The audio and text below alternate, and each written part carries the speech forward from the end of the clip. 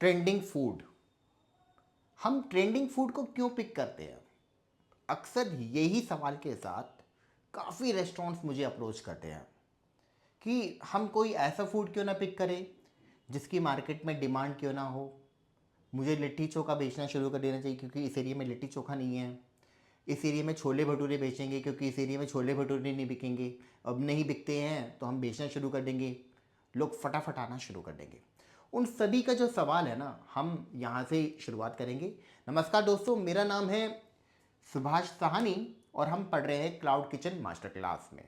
आज का जो टॉपिक ओजी टाइटल है ना, वो AIDA है। अगर आप ये समझ लेंगे ना तो आपके सैकड़ों सवाल आपके उसी समय उनका आंसर आपको मिल जाएगा। देखिए दोस्तों, AIDA का मतलब होता है अवेयरनेस, इंटरेस्ट, डिज़ायर और एक्शन। इसी से बनता है AIDA। किसी भी MBA क्लास में आपको AIDA जरूर पढ़ाया जाता है। जो 2 साल वो लोग पढ़ते हैं, प्रैक्टिकल करते हैं, मैं आपको वो 20 मिनट में बताने जा रहा हूँ। देखिए दोस्तों, अवेयरनेस जोन किसी भी प्रोडक्ट में या सर्विस हो, उनको ये 4 स्टेज क्लियर करनी पड़ती है। आप रेस्टोरेंट्स की इंडस्ट्री में हो या कोई भी इंडस्ट्री में हो, आपको ये 4 फेज झेलनी पड़ेगी। जैसे कि आपको एग्जांपल देता हूँ। पहले लोग वेबसाइट्स नहीं बनवाते थे, तो लोग जो वेबसाइट बनाने वाले लोग होते थे, लोग अवेयर कराते थे कि घर बनवा लो, इससे ऐसा होगा, आपका बिजनेस चलेगा, ये करेगा वो करेगा। लेकिन आज लोगों को अवेयर नहीं कराना पड़ता। लोग सबसे पहले अपनी वेबसाइट बनवाते हैं, सीधा एक्शन। उनको कोई समझाना जरूरत नहीं है, सीधा एक्शन है, सीधा पुल डिमांड। जब कोई काम बिना सोचे समझे किया जाता है तो उसका मतलब है उसे पुल डिमांड में है वो, मतलब वहां पे अब लोगों को समझाना नहीं है, सीधा उनको कर दो।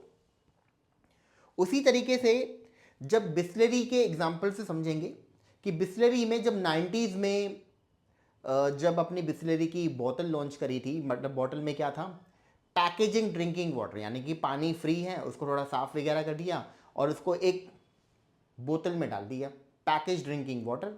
और मुझे अच्छी तरीके से याद है जब बिस्लरी ने 10 रुपये की बोतल निकाली थी वो, उस समय DMS का दूध यानी दिल्ली मिल्क स्कीम का जो दूध था 1 लीटर, वो 7 रुपये का था। तो पहले अवेयरनेस जोन में आपको 10% लोग मिलेंगे, समझाने बुझाने वाले, राय मशवरा देने वाले कि बिजनेस चलेगा नहीं चलेगा, ऐसा होगा वैसा होगा, इसके ये होगा उसका वो होगा। आपको 25 लोग खूब लोग समझाएंगे कि ये चलेगा नहीं चलेगा, बेकार में चला रहा है, क्यों चला रहा है। बिस्लरी के साथ भी यही हो रहा होगा। लोगों ने समझाया होगा, यार 10 रुपये की तू बोतल दे रहा है, लोग प्याऊ का पानी जो होता है वो फ्री में मिल जाता है, तो पानी, उस समय लोग इतनी अवेयरनेस नहीं होती थी हेल्दी वाली कि प्याऊ का पानी नहीं पीना चाहिए। लोग मंदिर में जो टूटी लगी होती थी वहीं से पानी पी लेता था कोई पर्सन, फ्री में पानी मिल रहा था। उस जमाने में उसने 10 रुपये की बोतल लॉन्च कर दी थी। उसको पता नहीं 10% लोगों ने कितना समझाया होगा। ये वो फेज होता है जब आपके प्रोडक्ट को लोग समझने की कोशिश करते हैं, वहाँ से अपने विचार बनाने की कोशिश करते हैं। अगर आपने कोई दुकान खोली है तो 10% लोग ऐसे बोलेंगे ये चलेगा नहीं चलेगा, ऐसा होगा वैसा होगा, ये होगा वो होगा। अगर वो प्रोडक्ट ने अपना अवेयरनेस जोन को तोड़ दिया है तो वो इंटरेस्ट जोन में चला जाता है। तो बिस्लरी के साथ क्या हुआ कि बिस्लरी ने अवेयरनेस जोन को झेला, लोगों के राय मशवरे देखे उसने। अगर वो प्रोडक्ट लोगों को पसंद आने लगता है तो यहाँ पे आपको 25% आपको लोग जुड़ना शुरू हो जाते हैं। वो आपके प्रोडक्ट को समझने लग जाते हैं, टेस्ट करने लग जाते हैं, वहाँ पे अपना परसेप्शन बनाते हैं। यहाँ पर लोग, जो कंपनीज होती है अपनी ब्रांडिंग करती है, ब्रांडिंग पे काफ़ी खुला खर्च करने लग जाती है। पहले अवेयरनेस जोन में पायलट प्रोजेक्ट होता है कि समझने की कोशिश करते हैं कि ये लोगों को समझ में आएगा कि नहीं आएगा। शार्क टैंक में भी ऐसे ही होता है कि लोग पायलट प्रोजेक्ट लेकर आते हैं, वहाँ पे पैसा उठाते हैं। अगर वो अवेयरनेस जोन को तोड़ देता, अगर वो शार्क टैंक के जो लोग हैं वो ये देखते हैं क्या वो अवेयरनेस जोन को तोड़ पाए हैं, क्या वो इस जोन से इस जोन तक जाने की क्षमता रखते हैं, वो बिजनेस बड़ा होगा कि नहीं बड़ा होगा, वो इससे पता चल जाता है। तो बिस्लरी ने अवेयरनेस जोन को तोड़ा, लोगों को समझाने की कोशिश करी, 5-10 साल लगे इसको, अवेयरनेस जोन में लगे कि यार होता है चलेगा। उसको देखा देखी 96 के आसपास टी सीरीज ने गंगा वाटर भी निकाल दिया।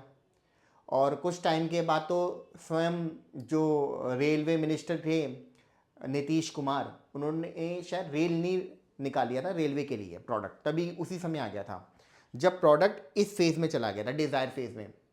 जब प्रोडक्ट डिज़ायर फेज़ में जाता है ना, तो क्या होता है उसके बारे में बात करेंगे। जब लोग इंटरेस्ट लेना शुरू करते हैं, प्रोडक्ट को समझने की कोशिश करते हैं, अब जो विचार, ये वाले जो विचार होते हैं ना, नहीं चलेगा नहीं चलेगा, वो शायद थोड़ा सा कन्वर्जन आना शुरू हो जाता है यहाँ पे कि चलेगा चलेगा चलेगा।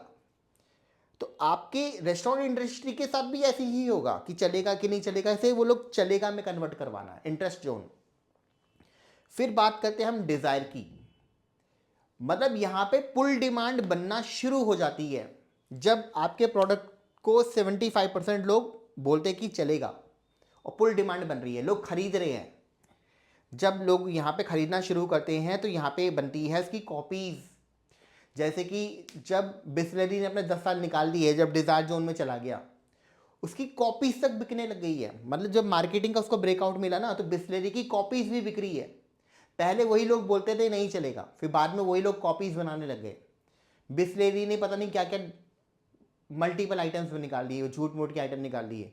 तब लोगों को लगा कि अब आज की डेट में क्या होता है, ये बिस्लरी को खरीदने के लिए हमें सोचना नहीं पड़ता, हमें इतना दिमाग नहीं लगाना पड़ता कि खरीदूँ कि नहीं खरीदूँ, पानी सेफ होगा नहीं होगा।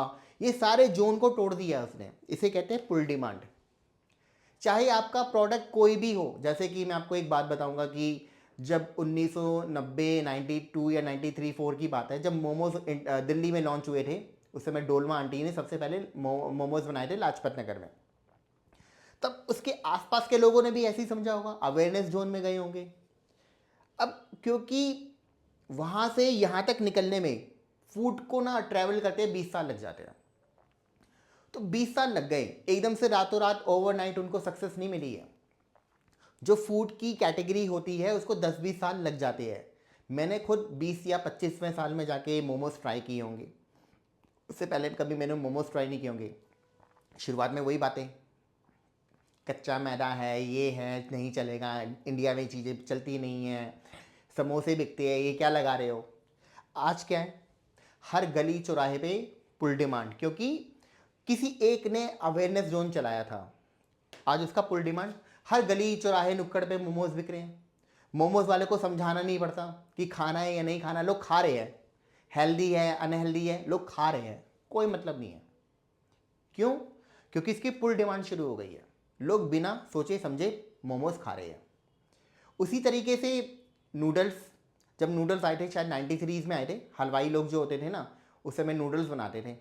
10 रुपये की आधा प्लेट, 20 रुपये की, या 20 या 25 रुपये की फुल प्लेट, या 15 रुपये की थी शायद फुल प्लेट। अब हम सोचते थे यार ये खाए कि नहीं खाए। मेरी मम्मी कहती थी ये तो केंचुए हैं, ये है वो है, पता नहीं क्या क्या बोलती थी इसके बारे में। एक बार मतलब हमको ही ट्राई करने में 5 साल लग गए। हमने पहली बार शायद 93 में हमारे एरिया में, तब मैं आराम बाग में रहता था और दिल्ली में रहता था, तब हम सरकारी कॉलोनी में रहते थे। तब एक हलवाई बना रहा था, तो मुझे खुद ट्राई करने में 5 साल लग गए। 98 में जाके मैंने ट्राई, 97 में जाके ट्राई किया, सॉरी।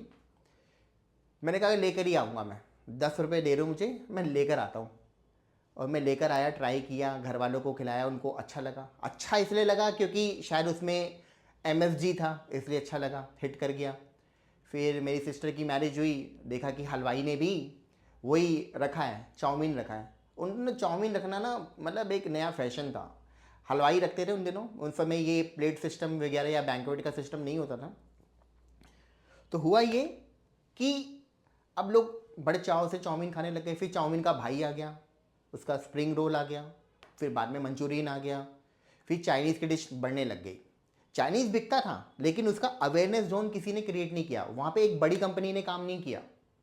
तो स्ट्रीट फूड कैटेगरीज में चाइनीज़ भी आ गए, चाउमीन भी आ गए। तो चाइनीज़ जल्दी उसका जो ब्रेकआउट है जल्दी मिल गया, उसको 5 साल में ही ब्रेकआउट मिल गया। और लोग 2000 के बाद तो बिना सोचे समझे खा रहे थे। उससे पहले ये डोसा के साथ होता था, डोसा ने भी ऐसे ही ट्रैवल किया होगा, या समोसा ने भी ऐसे ही ट्रैवल किया होगा, या फिर कचौड़ी ने ऐसे ही ट्रैवल किया होगा। इसलिए आप एक नया फूड जब मार्केट में इंट्रोड्यूस करते हैं, जैसे कि आजकल मुझे कंसल्टेंसी में देखना पड़ता है कि लोग बोबा टी वगैरह को इंट्रोड्यूस कर रहे हैं, तो बोबा टीज को भी वही फेज झेलना पड़ेगा। अगर उसने वो मार्केटिंग को क्रैक कर दिया तो वो चलेगा, तो लोग बिना सोचे समझे बोबा टी खरीदेंगे। अब क्या है, शेक्स आ गए हैं, ब्राउनीज आ गई है। डोमिनोज ने भी ऐसे ही काम किया कि डोमिनोज ने 1996 में एक बज क्रिएट कर दिया। उस समय डोमिनोज को लोगों ने समझाया होगा यार इंडिया में तो समोसे, भल्ले, पापड़ी, चाट, पकौड़ी ये सब चीज़ें चलती, ये चीज़ें नहीं चलेगी। तो डोमिनोज ने एक बज क्रिएट कर दिया कि उसने प्रोडक्ट को नहीं बेचा, उसने लोगों के साथ एक चैलेंज किया कि आप 30 मिनट वाला चैलेंज लो, अगर नहीं मिलेगा तो फ्री। लोगों ने कहा ठीक है भाई ट्राई कर लेते हैं। परेश रावल की ऐड बहुत चली उन दिनों कि 30 मिनट में पिज़्ज़ा फ्री हो जाएगा अगर नहीं आएगा तो। परेश रावल ने उस समय पॉपुलर था और लोगों ने ट्राई किया कि पिज़्ज़ा मंगाते हैं लोग, कुछ का हिट हो गया, किसका मिस हो गया, लोग खाने लग गए। तो डिलीवरी सेगमेंट में सबसे पहले डोमिनोज ने पहले अपने झंडे गाड़े। वहाँ से दूसरा जो रेबल फूड आया ना, वो आया 2011 में आया। सोचिए कितना बड़ा डिफरेंस है, मतलब 14-15 साल लग गए दूसरी कंपनी को आने में। मैकडी की बात नहीं करेंगे, बर्गर जो है वो ट्रैवल नहीं कर सकता है, बर्गर को डाइनिंग में बैठ के खाया जाता है, जब उसको ट्रैवल कराएंगे फूड को तो वो सॉगी हो जाएगा। तो इसलिए मैकडी की जो डिलीवरी की जो रेटिंग है वो ख़राब है। और जो डोमिनोज की जो जो पिज़्ज़ा होता है वो ट्रैवल करता है। डोमिनोज बेचता है अमेरिकन पिज़्ज़ा बेचता है, अगर वो इटालियन पिज़्ज़ा बेच रहा होता तो उसकी भी पिटाई हो रही होती। अमेरिकन पिज़्ज़ा जो होता है वो जल्दी सौगी नहीं होते हैं, जबकि इटालियन पिज़्ज़ा जो होते हैं फटाफट सौगी हो जाते हैं। अब ये हुआ कि सबको उस अब डोमिनोज ने अवेयरनेस जोन को तोड़ा, 5-6 साल लग गए। आज डोमिनोज के पिज़्ज़ा की वजह से सभी चुन्नू और मुन्नू पूरे जगह जगह अपना पिज़्ज़ा बेच रहे हैं। किसकी वजह से? डोमिनोज ने। किसने फाइट लड़ी थी? डोमिनोज ने। बर्गर की फाइट किसने लड़ी थी? मैकडी ने। जब मैकडी आया था, सीपी में नए नए आउटलेट लॉन्च हुए थे, 20 रुपये का बर्गर था, लोग सोचते थे कि जाए कि नहीं जाए, वो अलग कहानी है। फिर उसका भी सबको इस जोन से निकलना ही पड़ेगा। अगर आप अब आप बात करते हैं कि यार मैं तो सिंपल सिंपल फूड बेच रहा हूँ, उसकी तो डिमांड, अरे भाई आपको ये देखना है कि आपके एरिया में डिमांड है कि नहीं है। क्योंकि आपका जो एरिया है ना उसे कहते हैं हाइपर लोकल, यानी कि आप 3 किलोमीटर में शहंशाह, बादशाह, बेगम, गुलाम कुछ भी बन सकते हो, क्वीन कुछ भी बनोगे आप। लेकिन 3 किलोमीटर के रेडियस में दिल्ली अगर 40 किलोमीटर एक्सपेंडेड फैला हुआ है वो, तो मतलब 3 से उसको डिवाइड कर देंगे, तो यानी कि 13 आउटलेट आपके पास एक सीधे में होने चाहिए। इन इन लोकेशन पे आप खोलते चले जाओ, 3 किलोमीटर के रेडियस को कवर करेगा, वो इधर उधर कवर करेगा, मेन हाईवे से आपको कवर कराना है उसको, तो आपको फ़ायदा मिलेगा। कि आपको रखना है कि नहीं रखना आपको पता चल जाएगा। अगर आपने 13 आउटलेट सही जगह पे खोल दिए और दिल्ली के अंदर खोल दिए, आपके पास 100 करोड़ रुपया होगा, लेकिन आपको इन जोन से गुजरना पड़ेगा। फिर भी हाइपर लोकल का मतलब ये होता है कि आप 3 किलोमीटर में उस प्रोडक्ट की डिमांड है या नहीं है। अब देखिए डिमांड फेक भी हो सकती है। अब क्लाउड किचन की अगर हम बात करें तो गोलगप्पे देखिए कितने ज़्यादा पॉपुलर है। उसका एक टाइमिंग है कि 5 बजे गोलगप्पे वाले जो भैया होते हैं अपार्टमेंट के बाहर जाके खड़े हो जाते हैं, उनका टाइमिंग सेट है कि 5 बजे ही बेचना है, क्योंकि गोलगप्पे का सही टाइमिंग ही 5-6 बजे के बाद है, 5 बजे से लेकर 9-10 बजे तक है। इस बीच में गोलगप्पे धड़ाधड़ बिकते हैं, उससे पहले नहीं बिकते हैं। तो गोलगप्पे बिकेंगे कहाँ? फिजिकल आउटलेट पे। लेकिन अगर हम उसको ऑनलाइन बेचेंगे तो नहीं बिकेंगे, क्योंकि वो सॉगीनेस का प्रॉब्लम है, वो फ्लेवर नहीं मिल पाएगा, वो तरीका नहीं मिल पाएगा। जो जो असेंबली जो कर पा रहे हैं ना लोग, वो घर पे नहीं कर पा रहे हैं, इसलिए उनको वो फील नहीं आ रहा है। उनको वाइब भी चाहिए, वो फील भी चाहिए, इसलिए गोलगप्पे फिजिकल आउटलेट पे चलते हैं। अब दिल्ली में तो सबसे ज़्यादा पॉपुलर है। अगर आप डेटा देखेंगे ना जोमेटो स्विगी पे, तो वो डेटा में तो दिखाई देगा कि गोलगप्पे, चाट, पकौड़ी तो सबसे ज़्यादा ट्रेंडिंग फूड है, लेकिन वो ऑनलाइन नहीं बिकता। ऑनलाइन के लिए आपके पास ट्रेंडिंग फूड चाहिए, आपको अपने एरिया में चाहिए, जो आपके एरिया में पॉपुलर हो। आप बात कर रहे हो बड़ी बड़ी, शार्क टैंक देख के बहुत बड़ी बड़ी बातें करते हो कि मैं मार्केट को डिस्टर्ब कर दूंगा। अरे भाई मार्केट को डिस्टर्ब नहीं करना है, मार्केट के साथ चलना है आपको, ट्रेंडिंग फूड के साथ आपको काम करना है। देखिए एक भिखारी भी होता है, वो ये भी इस जोन को लगाता है, वो ना अपने जेस्चर के साथ, क्योंकि भिखारी जो है उसका जेस्चर है कि गंदे कपड़े, बिजनेसमैन का जो जेस्चर है उसका है एक suit pant, coat pant, tie वगैरह लगा के बैठा होता है। प्रोफेशनल लोग भी ऐसे ही बैठे होते हैं। वो सबसे पहले आके बताता है यार मैं भूखा हूँ, कई दिनों से खाया नहीं है। फिर वो इंटरेस्ट क्रिएट करता है, उसको लगता है कि लोग कन्वर्ट हो रहे हैं। वो ठीक है, कोई मजमा लगाने वाला भी होता है, वो यही काम करता है, पहले वो अवेयरनेस दिखाते हैं, खूब मजमा लगाते हैं, फिर दिखाते हैं, फिर पैसा लेते हैं। उसी तरीके से भिखारी लोगों में डिज़ायर क्रिएट करता है, उनका हाथ जेब तक पहुंच जाता है, फिर लोग एक्शन ले लेते हैं, फिर उसको पैसा दे देते हैं। प्रो भिखारी सिर्फ एक्शन से पैसा निकलवा लेता है। उसको पता है यहाँ पे टारगेट ऑडियंस कौन है। वो सीधा जो किन्नर है या भिखारी है जो चौराहे पे खड़े रहते हैं, वो सीधा ऑटो रिक्शा को पकड़ते हैं, क्योंकि ऑटो रिक्शा तो ओपन होता है, उसमें कोई कार की तरह कोई बैरियर नहीं होता, शीशे नहीं लगे होते। सीधा ऑटो रिक्शा में देखते हैं कि कपल है, कपल तो 10 रुपये दे के ही जाएगा। वो उनका टारगेट ऑडियंस है। वो सीधा ही बोलते हैं कि लाओ दो, तुम्हारी जोड़ी सलामत रहे। वो कीवर्ड यूज़ करते हैं, तुम्हारी जोड़ी सलामत रहे। उनके वो पर्टिकुलर कीवर्ड्स वो काम कर जाते हैं और वो लोग एक्शन लेते हैं, 10 रुपये निकाल के दे देते हैं। वो कोई प्रोडक्ट भी नहीं बेच रहे, कोई सर्विस भी नहीं दे रहे, बस उन्होंने AIDA के रूल को समझ लिया है कि वो ऐसे पैसे निकलवाएंगे। नया भिखारी पूरी कहानी बताएगा, मैं बीमार हूँ, मैं ये हूँ, और वो टेस्टिमोनियल भी लेके चलता है, सोशल प्रूफ लेके चलता है। वो क्या है, उसके पर्चे, दवाई के पर्चे, आपने देखे होंगे दवाई के पर्चे, दवाइयाँ लिखी होती 100 तरह की, उसकी बीमारियों के पर्चे। तो अब या तो ये है, अब आपने देखा होगा कि कोई एक नया रेस्टोरेंट आपके एरिया में आ गया, वो भीड़ खड़ी कर देता है, उसे कहते हैं पुश डिमांड। मतलब वो डिमांड है नहीं, वो डिमांड बनाने की कोशिश कर रहा है। काफ़ी मैंने ऐसे रेस्टोरेंट्स देखे हैं, जैसे कि मैं नाम नहीं लूँगा, जो मोबाइल वाली कंपनी है, बड़ी पॉपुलर है, वो क्या करती है, पुश डिमांड क्रिएट करती है, वो भीड़ खड़ी करती है 50 रुपये वाली। पार्टी रैलीज में आपने देखा होगा भीड़ को खड़ी किया जाता है, क्योंकि एक एजेंडा होता है कि भीड़ दिखानी है।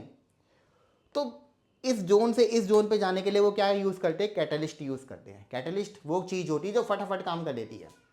लोग आज आज मैं बोलूँगा कि जो जो बाल के जो कलर है उसको डाई कर लेते हैं, तो फटाफट काम हो गया। अगर मैं बोलूँगा कि ऑर्गेनिक वे में जाना, तो यहाँ तो 3 महीने लगेंगे। मैं आंवला खाऊंगा, तेल लगाऊंगा, 50 आयुर्वेदिक तेल लगाऊंगा, तब जाके मेरे बाल ऑर्गेनिक वे में काले होंगे। लेकिन कैटलिस्ट जो डाई है, वो कैटलिस्ट है, वो सीधा ही बाल काले कर देगी, लो फटाफट। तो पुश डिमांड मतलब कि आपने देखा कि रेस्टोरेंट के आगे भीड़ खड़ी थी, वो पुल डिमांड में कन्वर्ट करेगी या नहीं करेगी, ये डिपेंड करता है। वो भीड़, आपने देखा एक सेलिब्रिटी को लिया है, अब उन्होंने एक सेलिब्रिटी से रिबन कटवा लिया, पुश डिमांड सीधा ही कन्वर्ट हो गई, पुल डिमांड में कन्वर्ट हो गई। इसलिए लोग रिबन कट करवाने के लिए सेलिब्रिटीज़ को बुलाते हैं। कुछ दिनों पहले मैंने 2024 की एक न्यूज़ थी कि कार्तिक आर्यन ने रामेश्वरम कैफ़े में डोसा खाया। देखिए कार्तिक आर्यन क्या है, कैटलिस्ट। वो डोसा खाने नहीं गया था, वो तो PR का कमाल है। पुश डिमांड को कन्वर्ट किया इन्होंने। ये अगर हो भी जाता तो इसको लूप में चलाते रहते हैं, क्योंकि एक बार उनका डिमांड बन जाता तो उसको लूप में चलाना भी जरूरी है। सारा काम होता है, PR का काम किया धरा होता है ये। तो आपने एक सुना होगा कि करीम के निहारी बड़ी पॉपुलर है, या फिर पर्टिकुलर प्लेस की निहारी पॉपुलर है, यहाँ की बिरयानी पॉपुलर है, फलाना जगह की दाल मखनी पॉपुलर है। ये सारा काम किसका है, इन्फ्लुएंसर का काम है। इन्फ्लुएंसर लगते हैं, उन्होंने डिमांड को, पुश डिमांड को पुल डिमांड में कन्वर्ट कर दी। ये फेक डिमांड थी, इन्फ्लुएंसर ने बोल बोल के उसको पुल डिमांड में कन्वर्ट करा दिया, मार्केटिंग का ब्रेकआउट दिलवा दिया। ऐसा किसके साथ हुआ, डोली चाय वाला के साथ हुआ, कि वहाँ पे लोग जा रहे थे, डोली चाय वाला का पता नहीं चाय किसी को पसंद आई या नहीं आई, वो नहीं आइडिया, लेकिन उसका जो वो तरीके थे, उसके जो जेस्चर थे, उसका जो अपीयरेंस था, वो काम कर गया। उसकी वजह से लोग जाते थे, उस जेस्चर की वजह से लोग जाते थे। और इन्फ्लुएंसर वहाँ पे क्लबिंग करने लग गए। एक दिन बहुत बड़ा इन्फ्लुएंसर आ गया जिसका नाम था बिल गेट्स, उसने कैटलिस्ट का काम किया, सीधा इस जोन को तोड़ के इस जोन में आ गया और वह सेलिब्रिटी बन गया। ठीक ऐसे ही वड़ा पाव गर्ल के साथ हुआ। वहाँ पे उसके साथ क्या, वो फाइट्स हुई, कुछ अगली फाइट्स हो रही थी वहाँ पे, कुछ डिस्प्यूट्स हो गए। वड़ा पाव अच्छा था या नहीं अच्छा था वो पता नहीं, लेकिन वहाँ पे उसे वो पब्लिसिटी स्टंट की वजह से सीधा यहाँ से यहाँ पहुँच गए, इसलिए बिग बॉस में भी चली गई वो। रीज़न यही है कि आपके प्रोडक्ट में वो जान होनी चाहिए। आपका प्रोडक्ट अगर सही है ना, तो पुश डिमांड से पुल डिमांड में वो चला जाएगा, पर टाइम लेगा। जितने भी आपने पुराने आउटलेट सुने होंगे कि पर्टिकुलर जगह की दाल मखनी अच्छी है, क्योंकि वो स्टोरी आपने सुनी है, उस स्टोरी के बेसिस पे ही तो आप गए हो। आपने अगर ये सुना है कि उस जगह की दाल मखनी अच्छी है, निहारी अच्छी है, वेज बिरयानी अच्छी है, बिरयानी अच्छी है, मटन बिहारी अच्छी, निहारी अच्छी लग गई आपको, तो ये आपने सुना, उसके बारे में सुना, तभी वहाँ पहुँचे। ये कहानी किसने सुनाई है? ये इन्फ्लुएंसर ने कहानी सुनाई है। चाहे तो आप कैटलिस्ट लगाइए या नहीं लगाइए, आपके ऊपर डिपेंड करता है, पर ये बिना कैटलिस्ट के वो मार्केटिंग ब्रेकआउट नहीं मिलता। तो अगर अब आपको समझ में आ गया कि अगर आप ट्रेंडिंग फूड के साथ काम करेंगे अपने एरिया के अंदर, क्योंकि उसकी मार्केट में ऑलरेडी डिमांड बनी हुई है। आपके एरिया में अगर पिज़्ज़ा नंबर 1 पे है तो पिज़्ज़ा ही बेचिए, नंबर 2 भी चलेगा, नंबर 3 भी चलेगा, नंबर 4 भी चलेगा, उसको ही बेचने की कोशिश कीजिए, क्योंकि क्लाउड किचन है ये। क्लाउड किचन कोई देख नहीं रहा। ये ट्रेंडिंग फूड को कौन पॉपुलर करता है? कैटलिस्ट। वो कौन है? जोमेटो और स्विगी। ये जोमेटो स्विगी पे ट्रेंडिंग ही फूड पॉपुलर होते हैं। आपकी जब कैटेगरी ही नहीं है तो उसको बेचने में आपको यहाँ से यहाँ तक जाना पड़ेगा। कोई भी फूड, बार बार बता रहा हूँ, अब आपने सोचा कि आप एक एग्जांपल समझते कि आप लिट्टी चोखा को चेन्नई में बेचना चाहते हैं, तो बिकेगा? नहीं बिकेगा, क्योंकि वो ट्रेंडिंग फूड नहीं है। आपको हाइपर लोकल में, मतलब आप जिस एरिया में 3 किलोमीटर के रेडियस में, आपको पूरी चेन्नई की चिंता नहीं करनी है, पूरी दिल्ली की चिंता नहीं करनी है, आपको अपने 3 किलोमीटर के रेडियस की चिंता करनी है। वहाँ से सारे कैंपेनिंग शुरू करने पड़ेंगे, awareness zone, interest, desire, action, तब मार्केटिंग ब्रेकआउट मिलेगा, तब जाके पुल डिमांड बनेगी, तब जाके आपका प्रोडक्ट बिना सोचे समझे बिकना शुरू होगा। तो ज़रूरी ये है कि ट्रेंडिंग फूड के साथ आपको काम क्यों करना है। ट्रेंडिंग फूड का मतलब रेड ओशन। अब देखिए, आपके एरिया में छोले भटूरे हैं, बिक रहे हैं, आपने सोचा कि मैं भी लगा देता हूँ, तो मेरा कौन खरीदेगा? बिकेगा अगर आप उसमें यूएसपी ढूंढ लेंगे।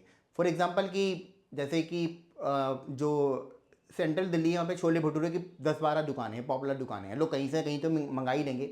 लेकिन अगर आप नोटिस करेंगे कि वो लोग क्या दे रहे हैं? रिफाइंड ऑयल में दे रहे हैं। आपका यूएसपी क्या होगा? मैं हेल्दी दे रहा हूँ। कैसे? मैं देसी घी में दे रहा हूँ। अगर आप देसी घी का वर्जन देंगे और आप इसको मार्केटिंग करेंगे कि दूसरे लोग रिफाइंड में दे रहे हैं, रिफाइंड अच्छा नहीं होता, कोलेस्ट्रॉल के लिए ख़राब होता है, मैं देसी घी में दे रहा हूँ, जो बढ़िया देसी घी है, जो देसी घी काऊ देसी घी है उसमें दे रहा हूँ, हो सकता है आपकी प्राइसिंग बढ़ जाए। लेकिन आप रेड ओशन यानी कि ट्रेंडिंग में भी आप ब्लू ओशन ढूंढेंगे, यानी कि एक ऐसा प्रोडक्ट ढूंढ लेंगे जो कैटेगरी क्रिएट कर दोगे उसके अंदर। शार्क टैंक में भी यही होता है कि लोग एक कैटेगरी, एक पॉपुलर में से एक यूएसपी ढूंढ लेते हैं। यही आपका यूएसपी होगा, यही आपकी ब्रांड पोजीशनिंग होगी। बाद में जाके आप यही बोलोगे कि मैं देसी घी वाले दे रहा हूँ, वो सीताराम देवांचंद तो आपको रिफाइंड में बना के दे रहा है, मैं आपको देसी घी में दे रहा हूँ, ये यूएसपी है आपकी। तो शायद हो सकता है कि आप उस मार्केट को कैप्चर कर पाए कुछ समय के बाद, क्योंकि छोले भटूरे की डिमांड है, लेकिन छोले भटूरे में भी आपने कैटेगरी क्रिएशन कर दी। ट्रेंडिंग फूड के साथ आपको यूएसपी ढूंढनी है, तो आपका प्रोडक्ट चलने लग जाएगा। तो इस वीडियो को हम यहीं तक विराम देते हैं। एक नए वीडियो में बात करेंगे, एक नए टॉपिक के साथ बात करेंगे। ये वीडियो आपको कैसा लगा, या फिर आपको इस वीडियो से रिलेटेड कोई भी सवाल है, सुझाव है, तो आप कमेंट करके मुझे बता सकते हैं। मैं उस टॉपिक पे अलग से वीडियो बनाने की कोशिश करूँगा। Thank you so much.